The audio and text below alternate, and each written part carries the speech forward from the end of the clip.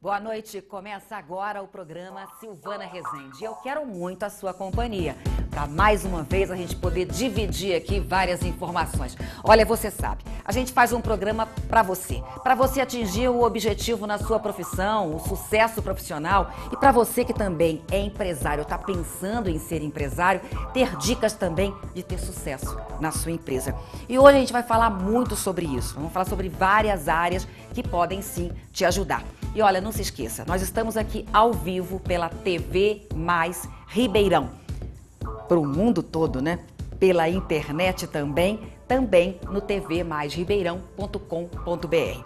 E curta a nossa página, que é Silvana Rezende Oficial, e também o Instagram, Silvana Rezende Oficial. Você pode participar do nosso programa, é só ficar ligado nesses canais.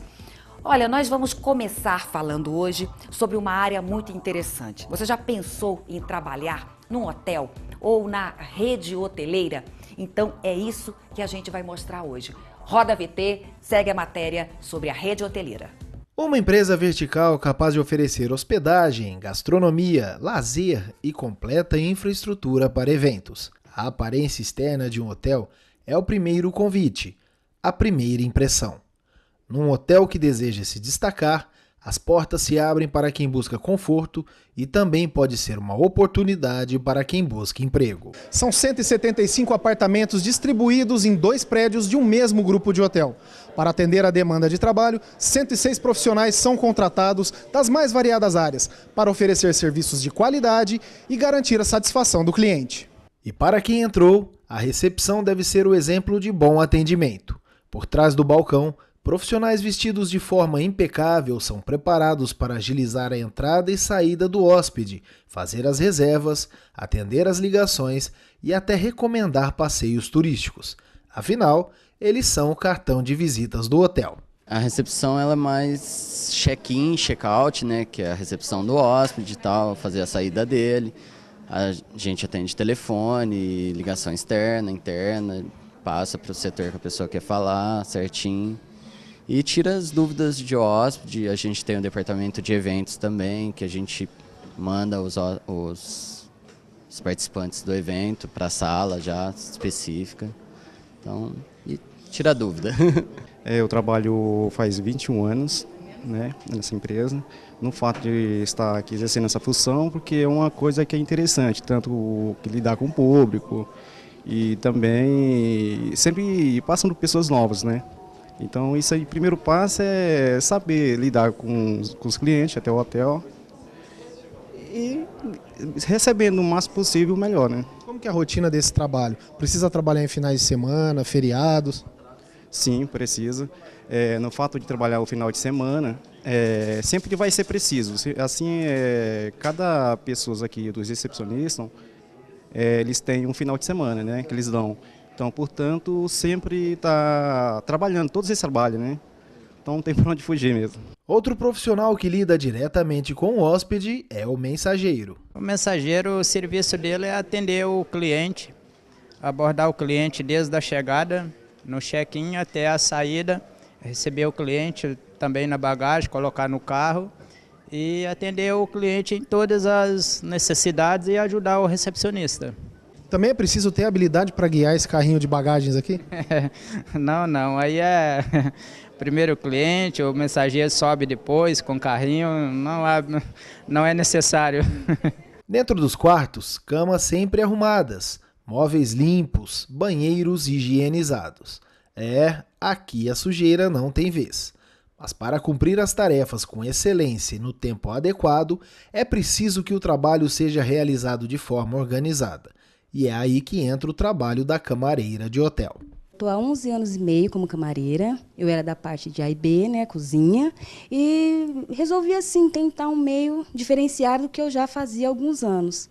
E gostei, acabei gostando e espero continuar e ir além. Legal. Quais são as suas funções, suas responsabilidades nesse trabalho? Olha, minha responsabilidade, em primeiro lugar, é satisfazer ao cliente. Deixar o quarto bem aconchegante, como se assim, ele chegasse a se sentir realmente bem, como se estivesse em casa, e tentar fazer o melhor possível para que ele volte. Ela é extremamente importante, porque toda a informação do cliente é direto com a camareira. Então, ela que nos traz a informação, tá, para estar auxiliando o cliente na necessidade dele. E a gente está justamente aqui agora no estúdio com a Ana Sarantopoulos, que é a diretora-geral, né, de um hotel, na verdade, este hotel que a nossa equipe de reportagem esteve, para saber dela quais as dificuldades maiores. Nós vimos aí algumas profissões que você emprega lá. Ana, como é que é lidar com tanta gente e lidar com esse tipo de mão de obra também? Você está tendo dificuldades de encontrar gente para trabalhar? Se tem dificuldade a vida inteira. Na realidade, Silvana, o que nós temos dentro do hotel é também uma escola, né? Nós buscamos o profissional já com algum talento, principalmente a servilidade e atitude, né? E proatividade. Se essa característica estiver dentro desse profissional, nós acreditamos que nós podemos ensinar lá dentro. Na realidade, eu acho que nosso hotel é uma escola. Encurta-se o caminho, sim, claro, se a gente buscar pessoas com técnica já. E isso, né, eu acredito muito na escola profissionalizante. Né? Então, nós temos vários profissionais que vieram de escola profissionalizante, também de faculdade, né? Como a de Águas de São Pedro, ou mesmo o Senac, em Ribeirão. E daí eu acredito muito em Ribeirão, no nosso hotel, na carreira profissional. Né? Mas olha que interessante. Você colocou que a questão técnica é sim importante, mas sem essas características que você colocou aí, a iniciativa, a proatividade, a vontade de servir, não adianta ter técnica. Não adianta. Então, hoje nós estamos achando muito mais importante você ter um profissional com atitude e servilidade do que uma pessoa PhD, né? Que sabe um monte de coisa, mas não sabe lidar com gente. Mas ele não tem a habilidade de lidar com gente. Nós somos uns prestadores de serviço, né? Então não adianta eu ter um super... não estou contra a escola, tá? Mas ele tem que o PhD é super coisas. Importante. Então eu acredito que a hotelaria é paixão. A pessoa tem que entrar na hotelaria cedo, não pode... É uma carreira. Entra com um curso técnico ou mesmo com a faculdade de hotelaria e lá dentro é que você vai ter o teu caminho. Nós lá temos muitos profissionais antigos que entraram de mensageiro, ou mesmo como lavador de panela. Eu tenho uma chefe de cozinha que foi lavadora de panela. Exatamente. Então, agora, interessante o que você colocou, que além de dar para fazer a carreira lá, dá para crescer, as pessoas têm que ter essas características de saber servir, lidar com gente. Isso mudou do antes e para o hoje? Por exemplo, os profissionais hoje, exige-se mais isso? O público está exigindo mais isso hoje? Eu acredito que essa característica em hotelaria desde que a hotelaria nasceu. Mas está mais difícil encontrar profissionais com essa aptidão hoje? O que nós precisamos hoje, porque é tudo muito rápido, de profissionais já com técnica. Mas não adianta nada a pessoa ter só a técnica, né? Como tem jovens que saem da faculdade com toda a técnica, mas acredito que já pode ser gerente. Isso não é verdade. Também né? a geração Y, né? E agora a Isso, geração Z. Que entra como recepcionista de manhã e à tarde quer ser gerente, né? Exatamente, chefe, o coordenador. Puxa, mas não é assim. Tem que demora esperar um pouquinho, porque você tem uma carreira a cumprir. Não adianta. Ana, nós vamos agora Mas ver eu mais vou um te pouquinho dizer da só... matéria. Nós vamos continuar, tá? Mais um pouquinho para a gente mostrar outras profissões que também estão presentes no hotel. Um hotel pode ter garçom, departamento de eventos, administrativo e financeiro, recursos humanos, área de reservas e até marketing. Na verdade, são várias funções. No nosso caso, nós administramos 2 hotéis, restaurante, centro de convenções, buffet, vários diferenciais de serviços que nós temos. Então, é um leque bem grande de se trabalhar em marketing hoteleiro. A gente cuida da visão do hóspede, né, com relação ao hotel. E, além disso, a gente tem várias funções. Trabalha também de final de semana, quando tem algum evento. O pessoal de marketing tem que estar bem disponível mesmo para qualquer tipo de trabalho, né? Eu sou assistente de reserva, sou responsável pela inserção das reservas no hotel, atendimento telefônico com o cliente. E o cliente, o primeiro contato do cliente, na verdade, é aqui no nosso departamento. Assim, a gente que atende, recebe as ligações, insere as reservas no sistema. Há 20 anos trabalhando neste hotel, Carlos entrou na área de limpeza, passou pela recepção e hoje é responsável pela área de eventos. E esse hotel me ofereceu várias chances, né? Muitas oportunidades. Quando eu entrei aqui, eu entrei na limpeza, já passei pela recepção, mensageiro, já fui arrumador, até chegar na área de eventos, né, que hoje já faz 8 anos que eu estou aqui, né, nessa área. Legal. E qual que é a função de um responsável pela área de eventos? É desde a chegada do cliente na área até a saída dele, sabe? A responsabilidade de montagem de sala, de coffee break, de estar olhando se está tudo certo, sabe? Desde a entrada dele até a saída. Para quem é antenado com a área de informática, tem oportunidades até para o profissional de TI. Um hotel, ele precisa muito do TI para funcionar. As redes, computador, internet para os hóspedes, Wi-Fi. O hotel também, tudo, os apartamentos, hoje muitos hotéis usam já TV digital, né? TV smart. E para isso, tudo precisa estar funcionando impecavelmente, né? Então, se você trabalha com TI, se você tem interesse em entrar na área de hotelaria, é uma área que demanda muito serviço. O menor aprendiz também tem espaço aqui. Este é o caso do Rafael, de 17 anos, que trabalha como auxiliar administrativo. Aqui no hotel eu faço cheques para pagar os fornecedores, separo boletos que o hotel paga, faço notas de serviço e somo os cartões do dia. O que você está achando desse trabalho como menor aprendiz dentro de um hotel? Eu gostei porque envolve uma parte que eu gosto, que é a administração, mas sim, e ajuda bastante porque tem bastante coisa da área contábil que eu não sabia que podia ser feita e que eu estou fazendo. Atenta a todos os detalhes, a gerente de hotel supervisiona o trabalho de cada profissional para garantir uma permanência bem tranquila aos hóspedes.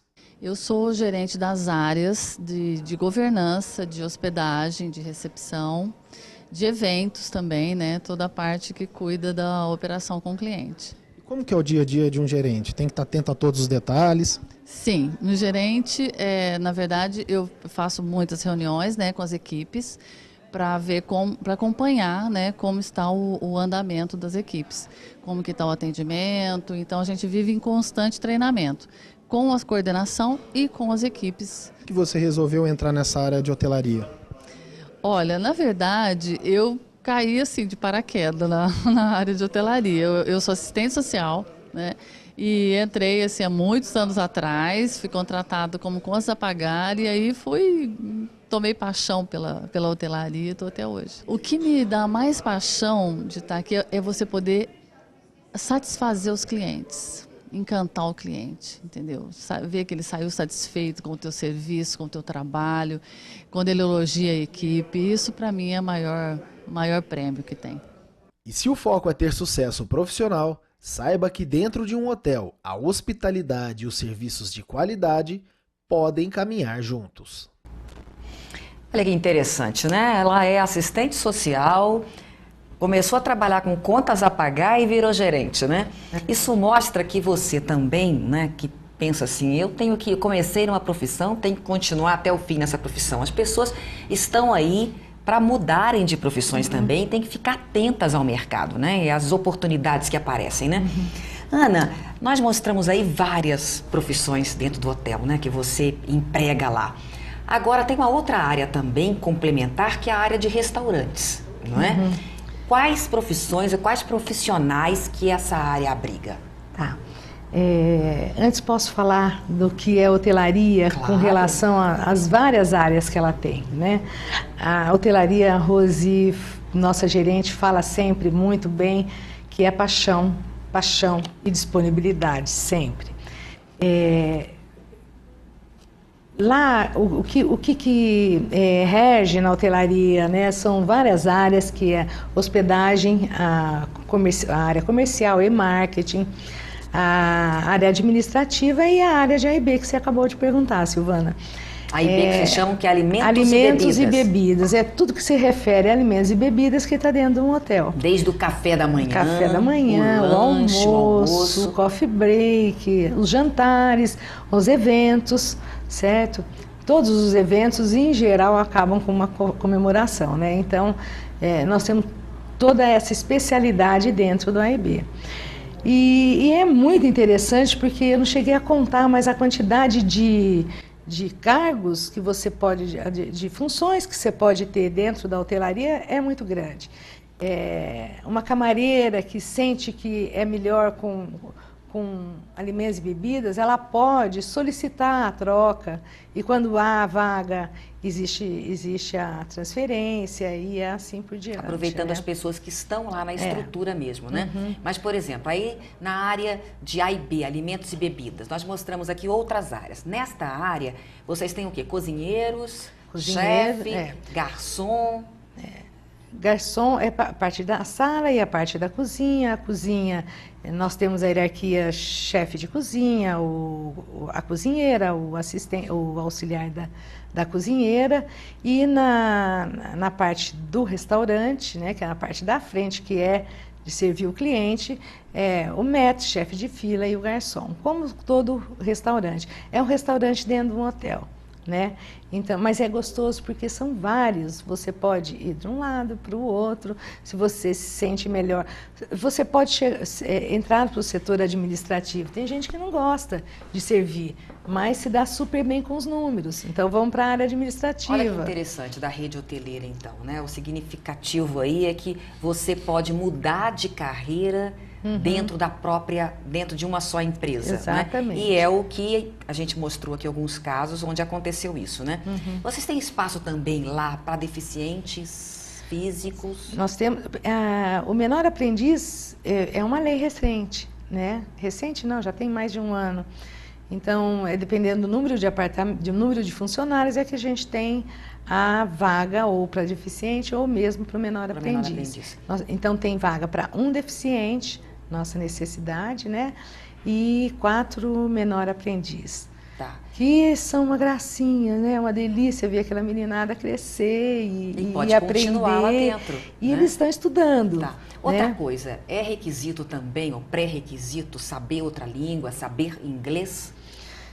Em hotelaria é obrigatório, principalmente para quem quer ficar no front, né? Que a gente diz, toda a parte de atendimento, que é recepção, os próprios garçons, a telefonista, o próprio reservas, que hoje atende telefonema de estrangeiro, né? E Ribeirão Preto, nós estamos agora lá com 40 apartamentos estrangeiros num evento de açúcar e álcool, né?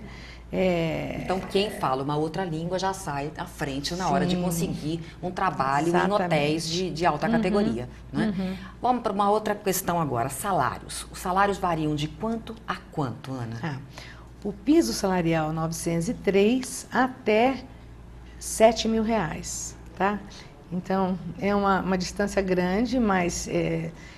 então, para mostrar justamente que pode crescer. Exatamente. O que o nosso piso lá são o piso, que é 903, mais R$200 de vale alimentação. Tá, mas isso é esse geral, é o piso, né? menor. Mercado, a pessoa, no máximo, é claro, esse é o piso da hotelaria. O mínimo que ela recebe é isso, tá? Por 8 horas de trabalho e tem uma folga por semana, como eles disseram, que eu achei interessante. É interessante também essa disponibilidade, né, em finais de semana. Exatamente. E a outra questão também, que além dessa, varia de hotel para hotel, porque o hotel funciona como uma empresa, os benefícios, no caso, de acordo com cada empresa. Exato. Né? Ana, olha... dentro dessa escada, coordenador dessa escada, um coordenador, por exemplo, está na faixa de R$3.000, né, de 2 a 3, tá? E depois já pula para a gerência, que sempre tem os seus bônus, né, por resultados, certo? A gerência entra nessa... Para a gente terminar, área comercial, com todos os desafios dessa área, com todos os desafios que é lidar com a área de prestação de serviço, lidar com gente. Você que está nesta área mais de 20 anos, você dirigindo o hotel, entre a administração, mais de 20 anos. Vale a pena quem quer começar nessa área? Vale a pena. Eu trabalho bastante, mas não é porque eu sou obrigada, é porque eu tenho uma paixão muito grande por esse trabalho que é a hotelaria. A hotelaria, você entra, é como se tomasse uma água que nunca mais... Deixa. Quer ficar livre dela, né? Nunca Ana, mais. muito obrigada, tá bom, pela entrevista aqui. Olha, espero que a gente tenha aí mostrado um pouquinho desse setor para você e que você possa também, né, escolher uma área, se é que gosta. Tem campo, tá vendo? Depende de você também, da sua força de vontade. Nós vamos para um rápido intervalo, daqui a pouquinho a gente volta.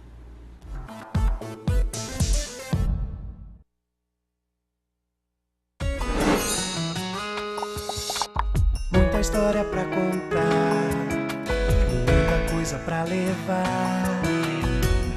O primeiro dia foi difícil, assim, pra mim. Eu tava com vergonha, assim, porque era tudo novo, né? O último dia foi, assim, alegre por ter terminado, concluído, mas com um pouquinho de tristeza porque acaba se desfazendo das amizades, né? Se vai distanciando. Eu já namorava, né? Quando eu entrei na faculdade, meu namorado também entrou junto comigo. Ele fazia administração e eu contábeis. E hoje ele é o meu marido. O sentimento que eu trago comigo é de alegrias vividas aqui.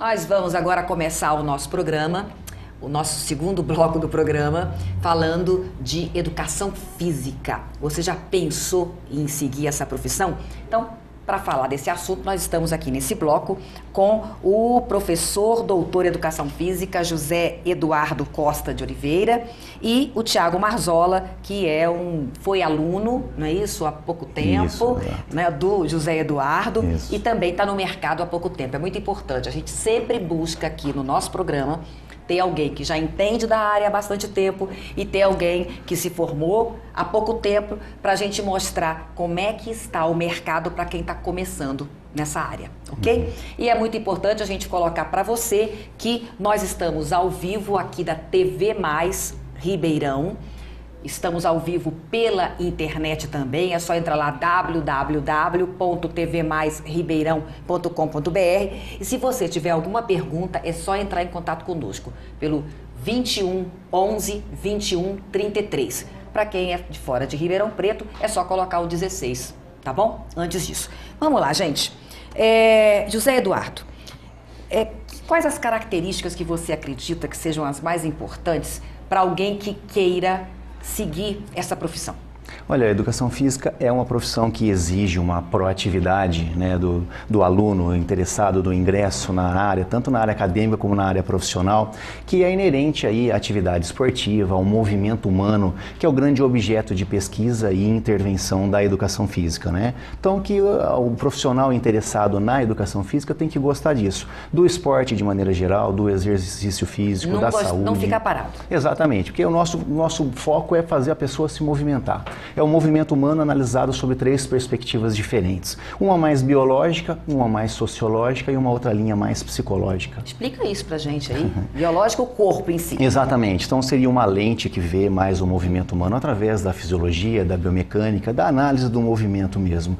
Uma outra lente que reconhece o sujeito que se movimenta, mas que tem um entorno que o constrói, que tem um local, que tem um imprinting cultural estabelecido naquele sujeito que se movimenta, de cada pessoa, uma característica. Ou seja, esse gosta de fazer exercício, esse não gosta, esse tem mais facilidade, esse não tem. Ou seja, o educador, ele tem que perceber tudo isso. Exato, moldado por valores sociais, que a gente é, sobretudo, um ser social, né?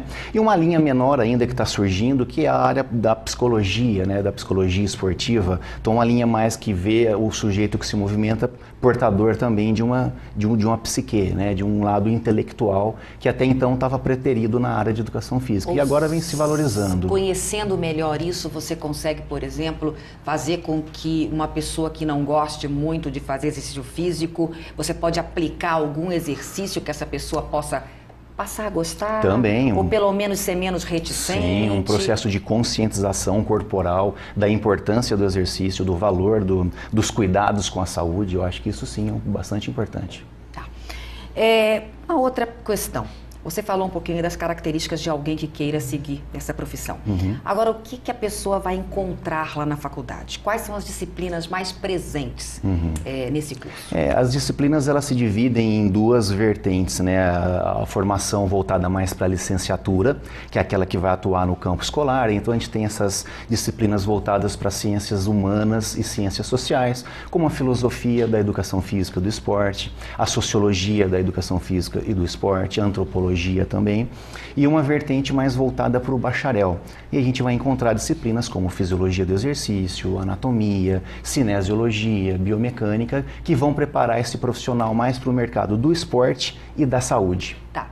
Explicando para o nosso telespectador aqui com relação à questão de licenciatura e a questão de bacharelado, ok? A licenciatura são quantos anos? São 3 anos. São 3 anos, exatamente. Quem faz licenciatura, pelo que você colocou aí, fica mais na teoria. Não. Tem disciplinas também? Também. É que de corpo? Sim. De corporeidade total. É que a atuação do licenciado é mais voltada para a escola. Para ser professor. Exatamente. Para ser professor de educação física escolar. Literalmente no campo escolar. E o bacharelado, o contrário, na área não escolar. Então, todo o mercado de academias, clubes, spas, hotéis, entendeu? Tudo que foge ao campo escolar. Aí ele estuda mais um ano, no caso. O bacharelado é mais um ano. São 4 anos. São 4 anos. 3 anos para a licenciatura e 4 anos para o bacharel. Tá, porque aí ele vai entender um pouco mais de fisiologia, ou seja, do corpo. Podemos dizer assim. Saber que tipo de exercício, que tipo... Então, na verdade, a pessoa tem que gostar muito da área médica também, a área com biomédica. Certeza. O bacharelado é bastante povoado por essa cultura biomédica e médica, esse lado da fisiologia, do entendimento do corpo humano. A licenciatura mais para a formação humana, mais voltada para o educador e para o educando. Tá. Vamos lá agora, Thiago. Você que está aí no mercado...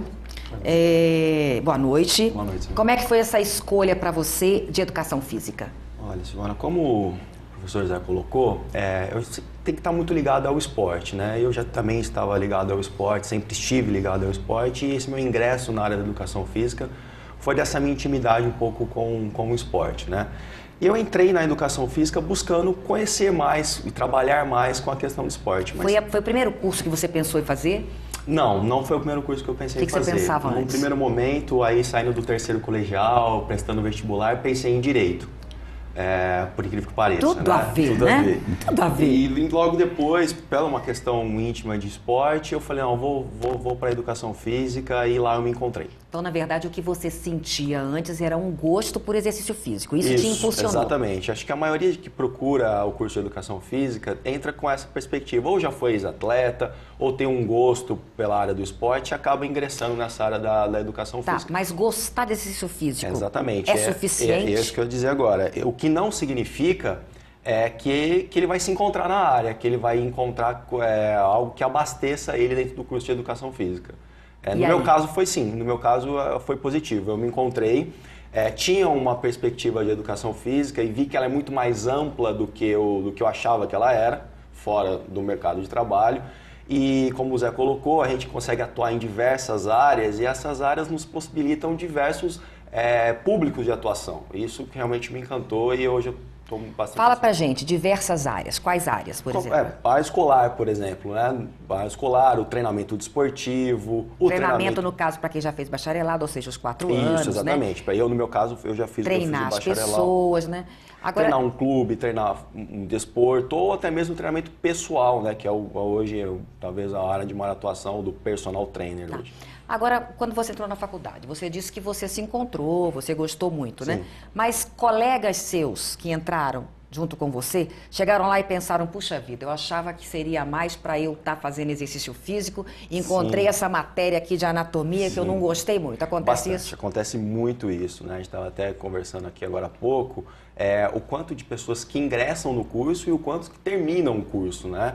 Talvez por encontrar isso, eu estava achando que ia ficar ali jogando uma coisa ou outra, e aí as demandas, os requerimentos da área são bastante grandes, a pessoa tem que se dedicar, tem que buscar um pouco de aprofundamento e um ou outro talvez não se encontre. Então você acredita que é importante gostar das matérias na área da área de saúde?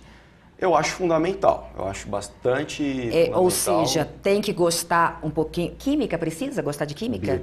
Bioquímica, sim. Bioquímica, tem que gostar de bioquímica, tem que gostar de quais outras matérias? Para a gente já mostrar para a pessoa e as pessoas não entrarem enganadas, né, no curso. A bioquímica é levando para a questão da saúde, a bioquímica, a fisiologia...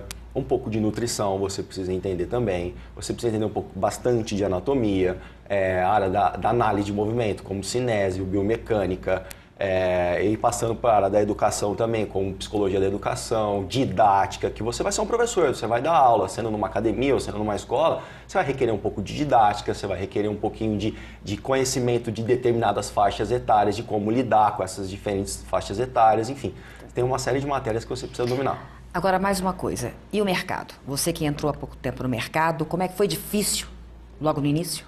Olha, eu não posso dizer que foi difícil, apesar da educação física ser uma área nova, né? Ontem nós fizemos aniversário aí, 1º de setembro de 98. É muito importante, foi muito importante você colocar, porque a gente até escolheu essa profissão justamente por conta do aniversário essa semana, né? Então ontem nós fizemos o aniversário de regulamentação da profissão em 98. Então de lá para cá é relativamente nova se comparar algumas profissões. Então o mercado está em plena ascensão, né? A gente está um mercado bastante aquecido, como a gente já discutiu, diversas áreas de atuação, mas para mim não foi difícil, principalmente pela capacitação que recebi dentro da universidade. Isso eu acho bastante importante ressaltar, que o curso, quando você entra numa universidade que te dá condições de você se inserir adequadamente no mercado de trabalho, isso te permite com maior facilidade essa inserção. Você começou a fazer estágio já na faculdade? Logo no começo, sim. Isso ajuda muito, é a dica também para quem quer ter sucesso depois. Se eu pudesse dar uma dica, eu daria essa, né? Desde que eu entrei no primeiro semestre, que eu entrei no curso de Educação Física, de lá para cá eu não trabalhei fora da área da Educação Física. Mesmo que ganhava pouco no primeiro momento? Sim, na verdade, no primeiro momento, o estágio, ele, acho, na minha opinião, claro, a gente tem que sustentar e tal, mas ele não pode ter esse caráter de querer de trabalho, né? É um caráter de aplicar aquilo que você está vendo na teoria. E isso de é bastante aprender, importante. né? A fase de aprender o estágio. Exatamente. Né? Isso é bastante importante porque isso vai te possibilitar lá na frente conhecer várias áreas. Outra dica também é fazer estágios em diferentes áreas. Né? Às vezes a gente fica preso só em academia, fica preso só em clube, e conhecer diversas áreas eu acho importante também. A prática de ensino e o estágio curricular são duas possibilidades muito importantes para a inserção do aluno no mercado de trabalho. Ele tem que estagiar, ele tem que experimentar, ele tem que botar a mão na graxa ali, tem que ir para a quadra, tem que ir para a academia, tem que aprender na prática aquilo que ele está vendo na teoria. Okay. Uma outra coisa, Thiago, hoje você consegue fazer a tua carreira como? Você está dando aula, está em academia, o que você está fazendo? Hoje a maior parte da minha atuação é no âmbito do personal trainer, né? Trabalho numa clínica aqui em Ribeirão. Também agrego com aulas de graduação, atuando em consultorias em academia também, atuo bastante nessa área e, assim como o Zé, atuo na parte de educação mesmo, dando aula em faculdade, cursos de pós. O Thiago, apesar de ter se formado recentemente, ele já se especializou. Então, quer dizer, já vem mostrando também esse potencial todo desde a graduação. E eu acho que é isso que o nosso egresso dos cursos precisa vislumbrar, entendeu? E não parar de estudar. Exatamente. Impossível. Acho impossível, não só na área da educação física, né? A gente sabe disso. Mas para o educador físico, a questão da especialização contínua e ininterrupta eu acho fundamental. Ok. Tiago e Zé Eduardo, nós vamos agora dar algumas dicas aqui nesse bloco para continuar esse papo no outro bloco. Vagas de emprego agora. Vamos lá, as vagas. Assistente administrativo, auxiliar de depósito, auxiliar de cozinha, corretor de imóveis, cozinheiro de restaurante, motorista de caminhão, operador de caixa, padeiro, preparador físico. Opa, tem vaga na área, tá vendo? Que coisa boa, né? Gente, nós vamos ter que fazer um breve intervalo. Eu quero agradecer muito você, Thiago, parabéns muito aí pela tua carreira. Obrigado você. José Eduardo vai continuar conosco aqui no estúdio, mais um intervalo, daqui a pouquinho a gente volta.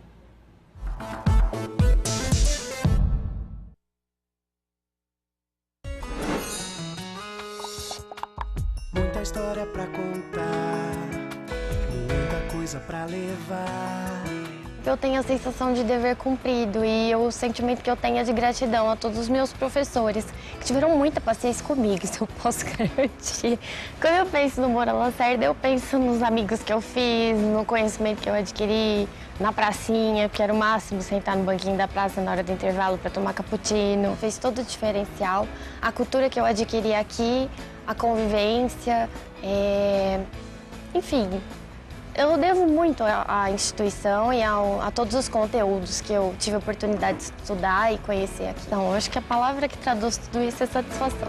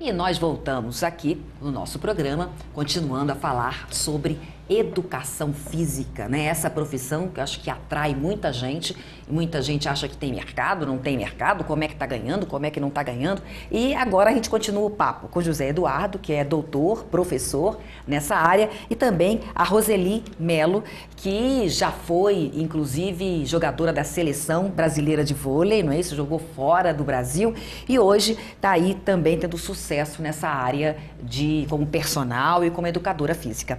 Boa noite a você também e bem-vinda aqui ao nosso programa. Roseli, vamos começar por você então, né?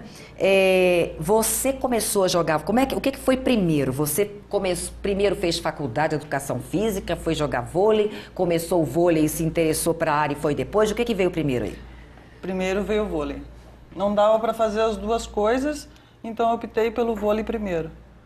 Joguei por 21 anos, aí decidi parar por problemas articulares e aí eu comecei a fazer educação física. Aí você viu que era isso que você queria mesmo? Foi. Entrou para o curso, fazendo educação física. E aí a sua carreira, quer dizer, você já estava no mercado e você teve que recomeçar a sua vida, vamos dizer. Recomecei do zero, né? Mas o fato de você já ter sido uma jogadora internacional e tudo mais, isso ajudou? Não muito, não muito. Porque na hora que você entra na faculdade, você é como qualquer um. Não é porque eu joguei que eu vou ser diferente dos outros. Então, há quanto tempo você fez o curso? Eu terminei em 2012. Então, quer dizer, tem pouco tempo. Tem. Pouco tempo. Então, mostra bem que vale a pena, independente da hora da vida da gente. E da idade, né? E da idade. E depois de você ter se formado, que você entrou, na verdade, para trabalhar nessa área. Isso. Eu entrei primeiro numa academia, onde eu fiz estágio, já fui realmente contratada no final do estágio. E aí eu tive uma oportunidade de trabalhar numa clínica de estética dentro de uma academia. E eu entrei como personal dessa academia. Então, hoje eu tenho uma academia.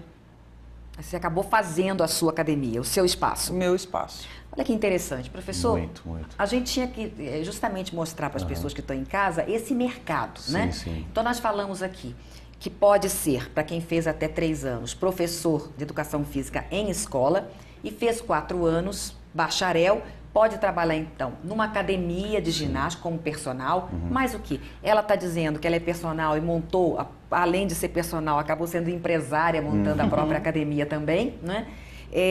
Mas quais áreas que o profissional pode trabalhar? Olha, bacana isso. A educação física, ela basicamente apresenta 5 grandes campos de atuação profissional, que se dividem e se misturam ao mesmo tempo.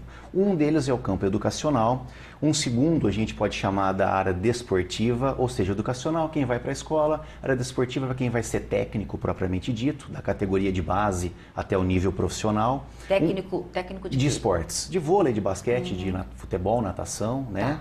Uma terceira linha... Mas é exigido para quem vai ser técnico, tem que ser formado em educação física? Exatamente. A profissão foi regulamentada, né, como foi citado em 1998. Então, toda essa atuação... Então, por exemplo, eu era jogador de futebol e quero ser técnico depois porque eu joguei muito tempo. Eu tenho que ter feito educação física. Não necessariamente, exatamente. Então, tem que passar pela faculdade de educação física. Então, as duas primeiras áreas, a área escolar, a área do desporto, a área desportiva, uma terceira linha que seria uma área da saúde, que envolve toda essa questão da academia, do personal, né?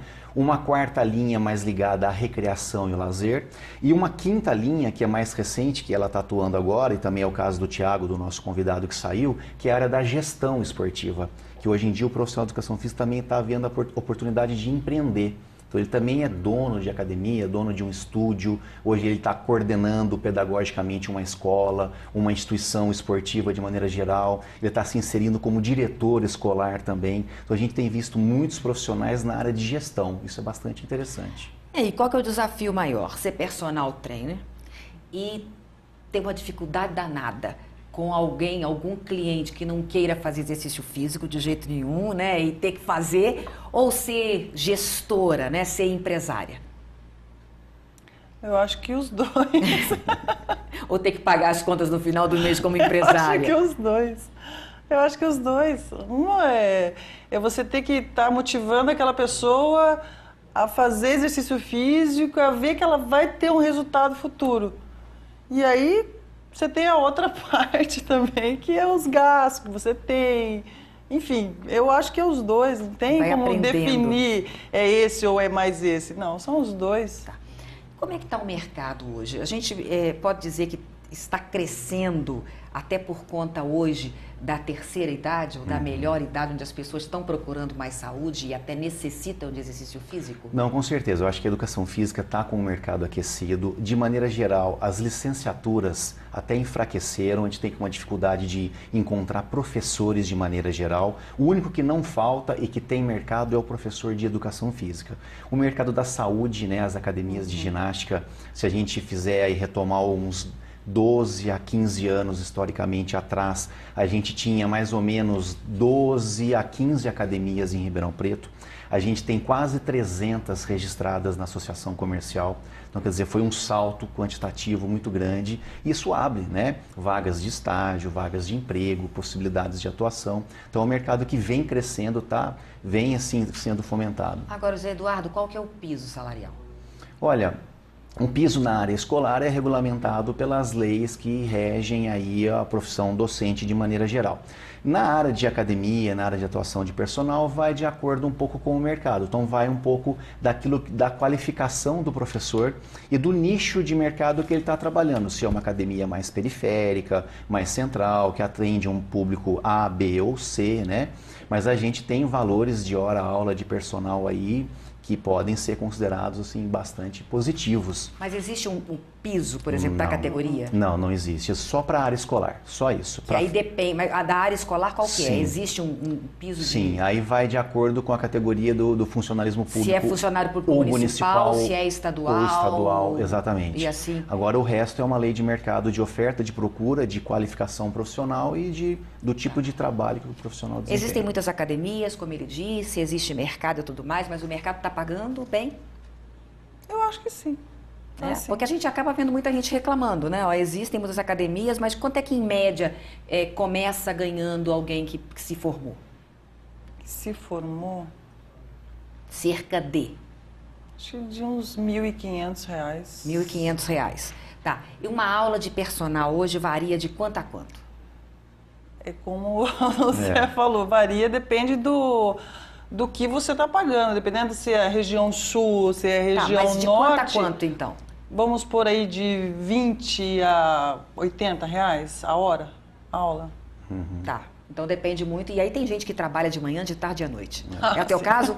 Tem cliente de manhã, de tarde e à noite? Eu acho que tem cliente disposto a pagar qualquer valor. Eu acho que vai depender muito do tipo de serviço que você vai oferecer, né? Da qualificação desse profissional. Tem outras coisas também, por exemplo, hoje Pilates. Pilates tem que ter feito educação física para dar Pilates? Tem também. E depois tem que ter tido especializações. Preferencialmente tem que fazer cursos, né, de capacitação na área de Pilates, tem que ter o credenciamento. Tá.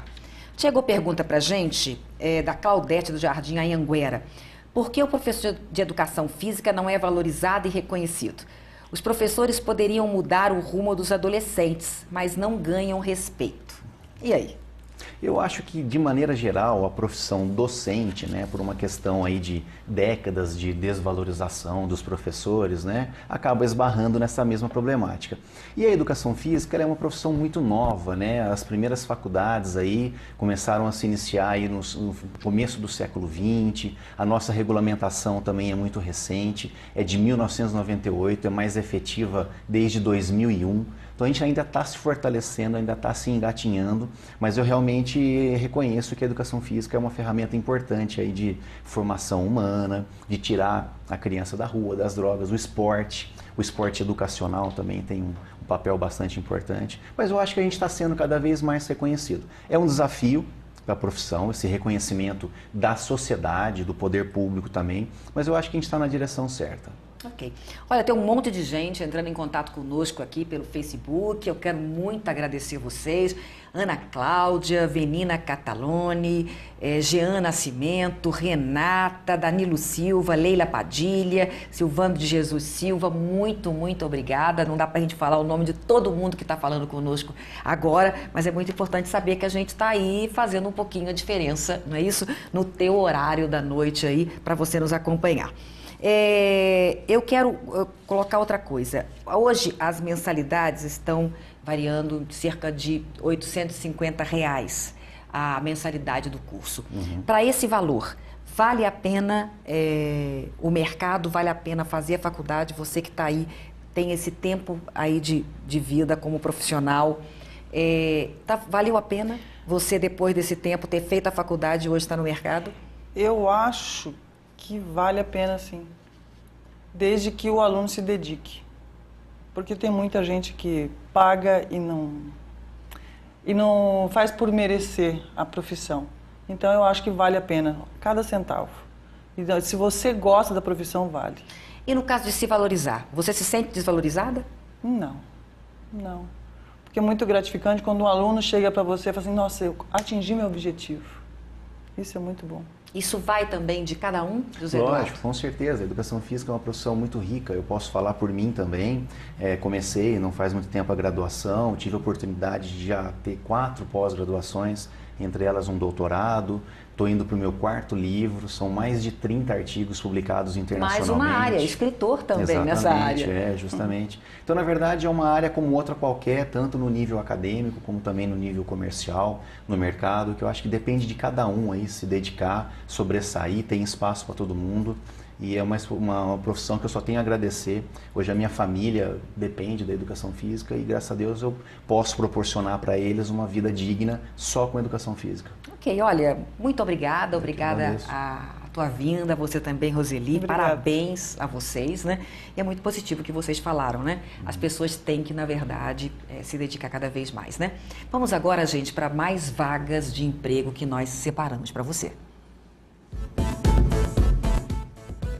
Recepcionista de hotel, repositor em supermercado, técnico em enfermagem, telemarketing, vendedor interno. Para mais informações, entre no site www.silvanaresende.com.br. A gente vai fazer mais um breve intervalo, daqui a pouquinho a gente volta para o último bloco.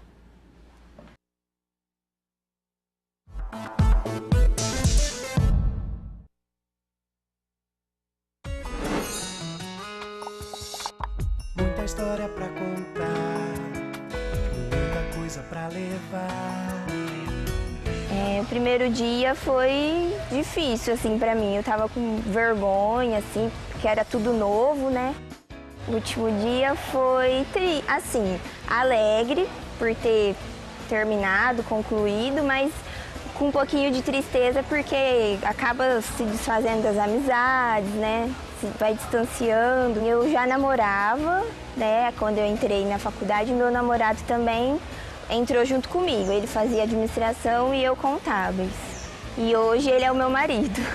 O sentimento que eu trago comigo é de alegrias vividas aqui.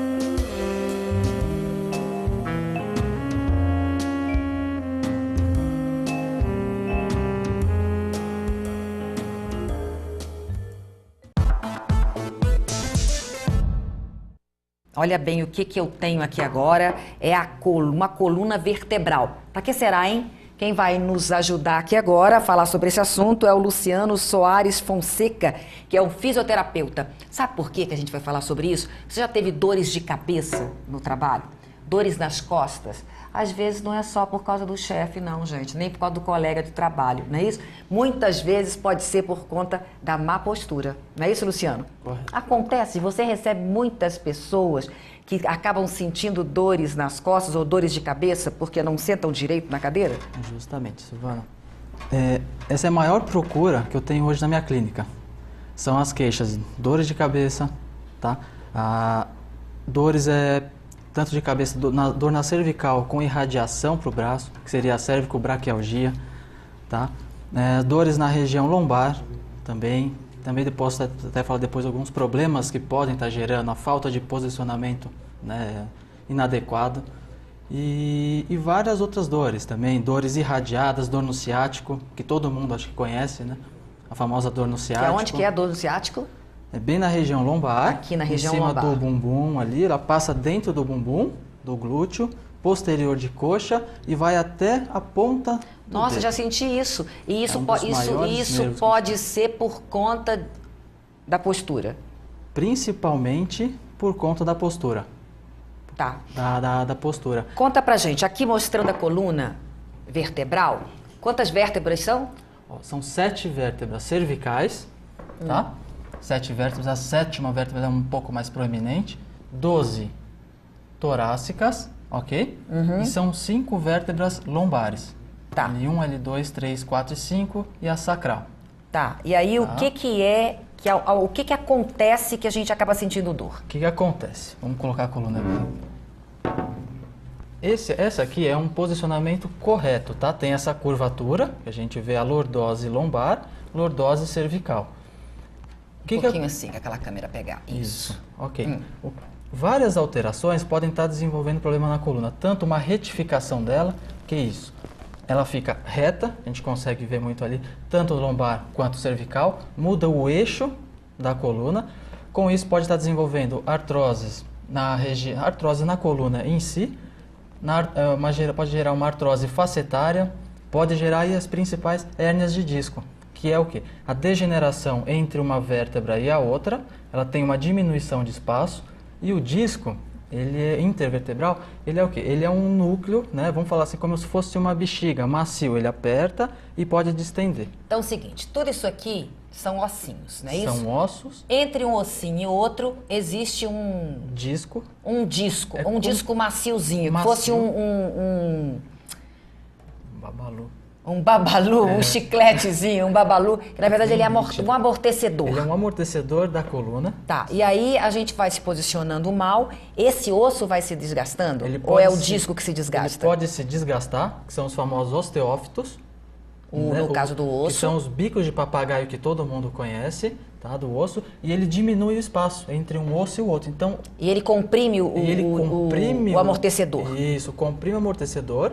É igual a bexiga quando ela distende. E para onde que ela vai? Posteriormente, encostando na raiz nervosa, nos nervos, tá? E aí que vem a dor. Que é onde vem a dor, onde desencadeia a dor. Tanto dor quanto formigamento, que muita gente sente nas pernas ou no pé. Sim. A parestesia e aqui também. Tem uma... E aqui no caso é uma hérnia de disco? Essa aqui já é uma hérnia de disco. A câmera deve estar pegando, né? Tá pegando então, a hérnia de disco, a vermelhinha aqui. Vermelhinha, então... O que é essa hérnia? Na hérnia, na verdade, é uma protuberância. É uma protuberância, isso como se fosse um abaulamento, né? Uma protuberância. Essa bolinha, então, ela acabou saindo. Isso, justamente. Ela sai. Tem tanto abaulamento, protrusão de disco e hérnia extrusa. A hérnia extrusa é quando, então, o líquido de dentro extravasa para fora do disco. E aí dói? Dói. Porque onde ela encosta? No nervo, nesse nervo amarelinho, e aí ela dá, dependendo do ramo que ela pega, pode desencadear N fatores. Isso aqui é um nervo, esse amarelinho. Isso. Por isso que, na verdade, tem um probleminha encontrando em um deles, reflete em tudo, desde a cabeça até o pé. Sim. Tá. Agora, essa hérnia aqui, no caso, tem que ter cirurgia. Hoje existem tratamentos não cirúrgicos, tá? Para a coluna. Depende muito do caso também. Hoje a gente fala que 5, 10% de, né, até os médicos ortopedistas, eles falam que é cirúrgico e 90% consegue tratar com tratamento conservador.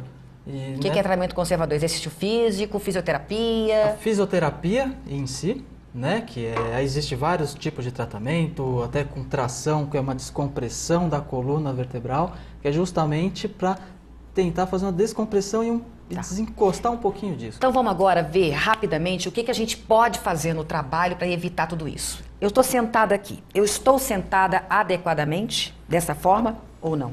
Perna cruzada eu adoro ficar, mas eu acho que não está certo, né? Não, porque acaba gerando vamos falar aqui, um mau posicionamento. O certo seria... Eu ficando assim, vamos ficar de lado aqui, porque aí dá para pegar lá. Eu acabo ficando... assim.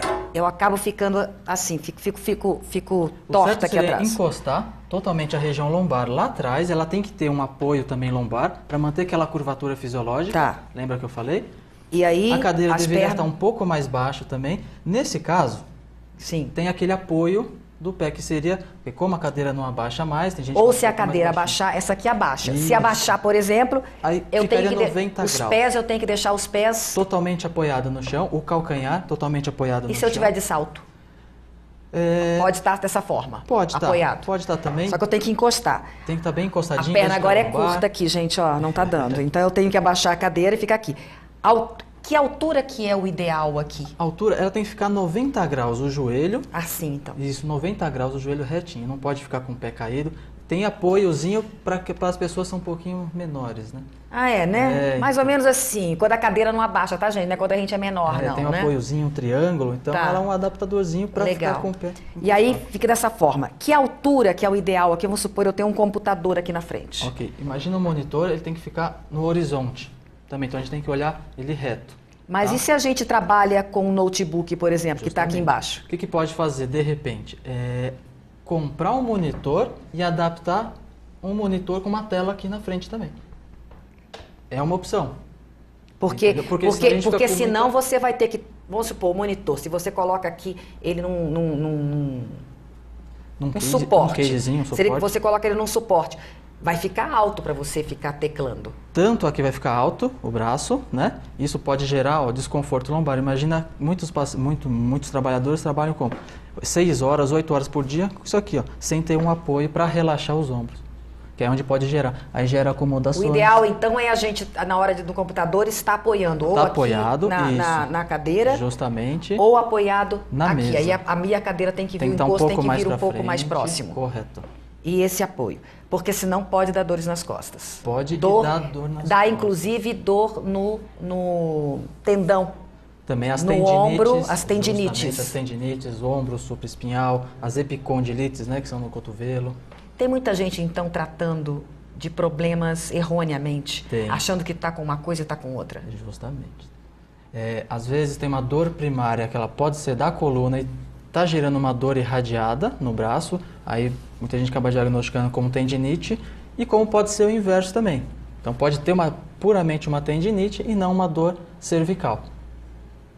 Entendi. Entendeu? Olha, então, evitando tudo isso, inclusive na hora de ficar em pé também, a postura correta. Como não levantar também. Não ficar desse jeito. Justamente. Tá. Olha, muito obrigada pela tua entrevista aqui. Eu acho que deu para aprender, né? Vou ter que corrigir, ficar sempre assim, então. E não ficar com pernas cruzadas, não é isso? Para não ter dores depois.